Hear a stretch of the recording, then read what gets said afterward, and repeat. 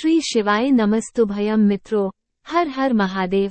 आप सभी का स्वागत है हमारी YouTube चैनल शिव पुराण ज्ञान में। हमारी चैनल पर श्री पंडित प्रदीप मिश्रा जी द्वारा बताए गए सभी अचूक उपाय बताए जाते हैं। सही जानकारी के लिए हमारी चैनल को अवश्य सब्सक्राइब करें। स्कंद पुराण कहती है, जिस व्यक्ति पर कर्जा बहुत ज्यादा मात्रा में हो जाता है और कर्जा चूकता नहीं है, आप बहुत प्रयास कर लिए, करोड़ों रुपए का कर्जा हो गया, यहां से लिया वहां दिया, वहां से उठाया वहां दिया, वहां से उठाया वहां दिया, तो निवेदन है कभी मौका लगे कर्जा मुक्ति के लिए सारे वृक्षों में अगर कोई श्रेष्ठ वृक्ष माना गया है तो वो बट का वृक्ष माना गया महाराज। इसलिए प्रशासनिक कार्य के लिए, मानसिक टेंशन में, परेशानियों में बटकेश्वर महादेव का स्मरण किया जाता है। और यदि निवेदन करूंगा बहुत ज्यादा, यदि आपको कर्जा हो गया, बहुत ज्यादा कर्जा हो गया और वो कर्जा चूक ही नहीं रहा, तो थोड़े दिन बड़ के पेड़ के नीचे आप बटकेश्वर महादेव के लिए एक लोटा पानी, उसमें थोड़ा सा पिसा हुआ चावल पीस के गला लेना, चावल को और पीस लेना, पीस के उस पानी में मिला लेना और मिलाकर उसमें थोड़ी सी हल्दी पीसी हुई डालकर बटकेश्वर महादेव के नाम से बड़ के पेड़ के नीचे अपनी कामना कर जो कर्जा हुआ है उस कर्जे का भान देते हुए, स्मरण देते हुए छोड़ दीजिए महाराज। 2 या 3 सोमवार एक ही जगह पर करना। 3 सोमवार बाद वहीं से बड़ के पेड़ की थोड़ी सी जड़ उठा लाना और उस जड़ को एक कोई धागे में बांधकर या तो अपनी गले में डाल लो या अपनी जेब में पटक लो, उसको थोड़े दिन पटक कर रखना, लगभग 2 से 3 महीना पटक कर रखो। वो जड़ जैसे बड़ का पेड़ विस्तार होता है, पानी गिरे ना गिरे, जल वृष्टि हो ना हो, गर्मी पड़े ना पड़े, उसको कोई फर्क नहीं पड़ता। बड़ का वृक्ष आप रूप फैलता जाता है, उसकी जड़ें अपने आप प्रबल होती है। उसी तरह ये बटकेश्वर महादेव कहीं से भी अगर जड़ आपके पास में रखी है 1 महीना, 2 महीना, 3 महीना तक, तो ये जड़ अपने आप लक्ष्मी को पकड़कर खींच कर लाती है और कर्जे से मुक्त कर दे। बटकेश्वर महादेव का स्मरण सुख का देना हो महाराज। ऐसा कोई कार्य नहीं जिसमें पशुपति व्रत लाभ ना करे। बस दिल से अगर आपने पशुपति व्रत करा है, बाबा विश्वनाथ के 5 पशुपति व्रत होते हैं, किसी भी सोमवार से चालू कर सकते हैं। बस करना क्या है, सुबह पूजन की थाली लगाकर लेकर जाना है, शंकर भगवान के शिवलिंग की पूजन करना है, मंदिर में अभिषेक पूजन करो, वो थाली वापिस लेकर आ जाओ, घर में रख दो। उसी थाली में शाम के समय प्रदोष काल में सूर्य डूब रहा हो, उसके कुछ ही समय के बाद आप आनंद में 6 दिए घर से लेकर जाओ, थोड़ा सा मीठा बनाकर लेकर जाओ और 5 दिए शंकर जी के मंदिर में लगाओ। पूजन करने के बाद में मीठे के 3 हिस्से कर दो, 2 हिस्से बाबा के मंदिर में अलग अलग रखिए। एक ही प्लेट में 2 हिस्से नहीं रखना है, दोनों हिस्सों को अलग अलग कटोरी में, अलग अलग दोने में, अलग अलग प्लेट में बाबा को रख दो और एक हिस्सा, एक दिया लेकर आ जाइए। घर के दरवाजे में प्रवेश करते समय राइट भाग में एक दिया घी का लगा दीजिए जो लेकर आए मंदिर से। उसको जला के नहीं लाना है, वहीं पर जलाना। दरवाजे के पास आराम से बैठो, दिया जलाओ और प्रसाद लेकर अपनी कामना कर घर के अंदर सीधा पांव रखकर अंदर चले जाओ। सवेरे फरियाल करो, शाम को भोजन करो। जब भोजन करो उस समय पर जो मीठे का आपने भोग लगाया था भोलेनाथ जी को, जिसका एक हिस्सा लेकर आए हो, सबसे पहले भोजन में वो हिस्सा खा। प्रसाद का जो हिस्सा लेकर आए हो उसमें से किसी को वो हिस्से में से प्रसाद नहीं देना, चाहे घर में बच्चे हो चाहे बड़े हो। आपको ज्यादा प्रसाद ले जाना तो अलग से ले जाओ, पर उस हिस्से में से किसी को प्रसाद ना देना। और वो प्रसाद पहले पाकर फिर आप भोजन प्रसादी ग्रहण करें। पर इसका नियम यह है कि प्रसाद जब आप लेकर आते हैं, आपको पहले भी कथा में कहा कि शंकर का प्रसाद रात भर नहीं रखा था।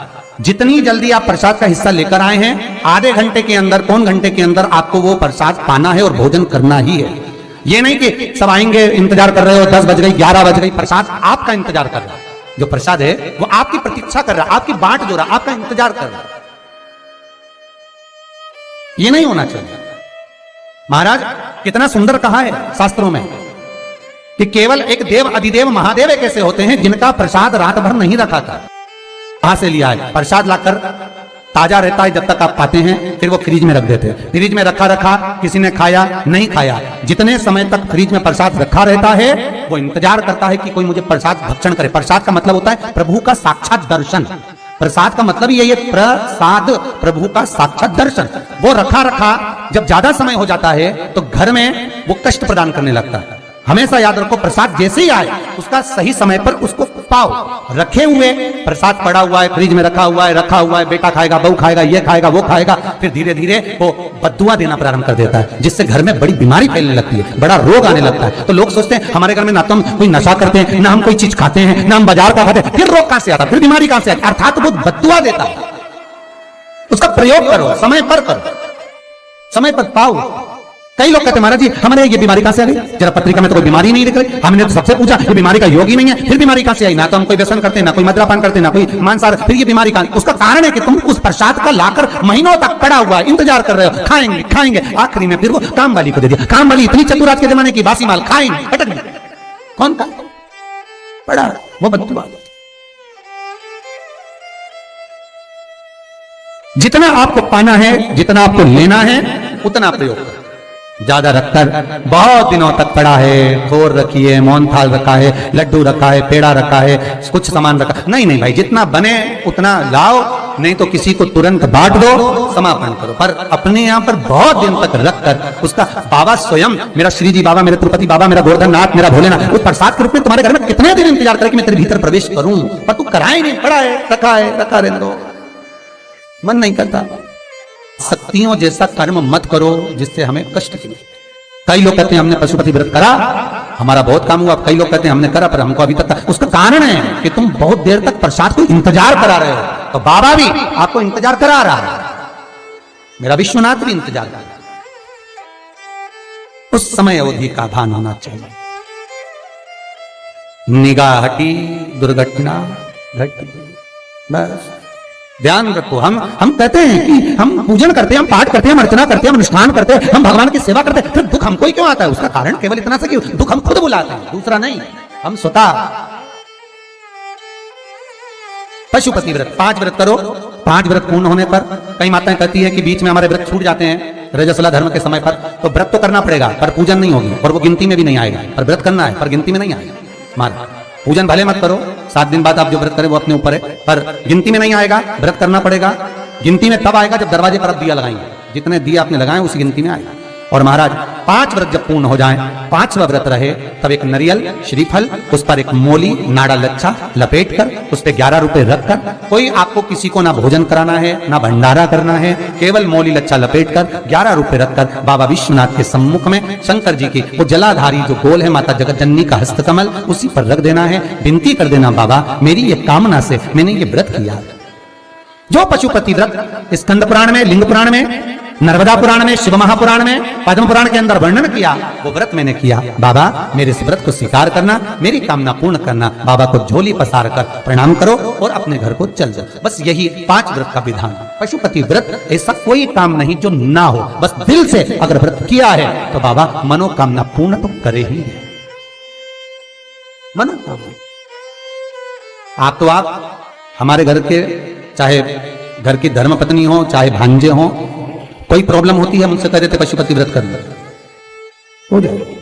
बस पशुपति व्रत में आपका भाव शुद्ध होना चाहिए। निर्मल चित्त निर्मल मन सो मोहि पावा, मोहि छल छिद्र कपट ना भावा। निर्मलता के भाव में भगवान मिल सकता है। और फिर निवेदन करूंगा, 1 लोटा पानी चढ़ाओ ना चढ़ाओ, पर बाबा से दिल से आप मिलो तो एक बार दिल से उससे कहो तो। शिव शंकर का पशुपति व्रत केवल संसारिक मनुष्य ही नहीं करता, ये पशुपति व्रत देवता भी करते हैं। देवता शिव साधारण नहीं है महाराज, उसका स्मरण मात्र।